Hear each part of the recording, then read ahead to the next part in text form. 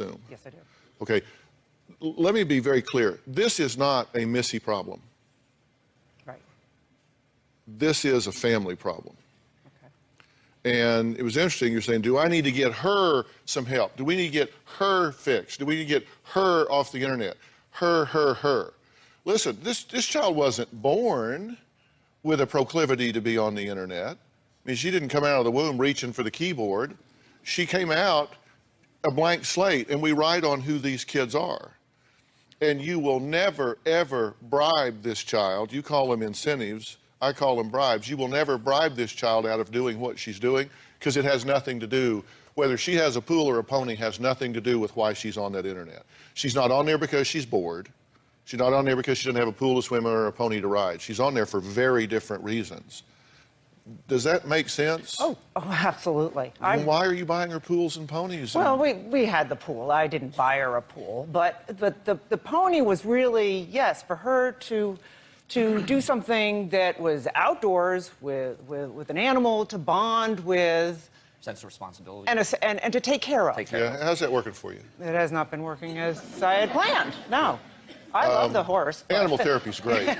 Seriously, animal therapy is great. And now that you have the horse, I hope you keep it, and I hope that she gets around to dealing with that. But you've got to deal with some other issues first. Now, I've also got to tell you, when I was listening to your tape, and I can play it back if you need to hear it, I was bothered that I think you're really underreacting to this situation. You were saying, you know, I'm a little concerned, and driving an hour to see my daughter when they don't even know her is a little bit far, and a 25-year-old and a newly minted 17-year-old, it could work, but I don't see it in this case. I watched that and said, wow, you need a wake-up call.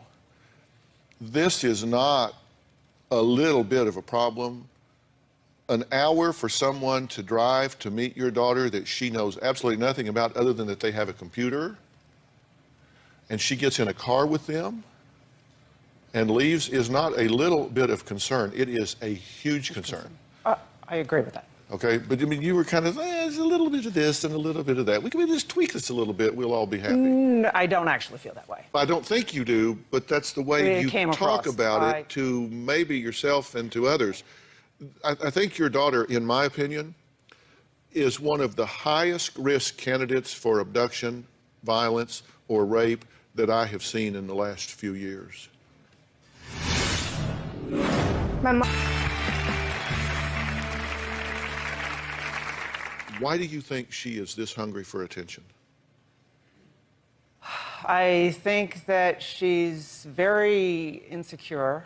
I think she's a little naive. And I guess she's not getting the attention that she needs, the positive feedback in other parts of her life. Mm-hmm. And some of that is obviously, you know, with the family and you said, positive, and I quote, my biggest fear is she won't become a responsible adult because she stopped her social development and has become this recluse on a computer, right? Yes, yes. Your biggest fear should be that she makes it to adulthood. Not that I'm not trying to be an alarmist here. I'm telling you the truth. Okay. Because she's going to tell you some things today that are going to change the way you look at this, and then you're going to be asking, why? I love her, I nurture her, I care for her. Why is she doing this? Missy says she's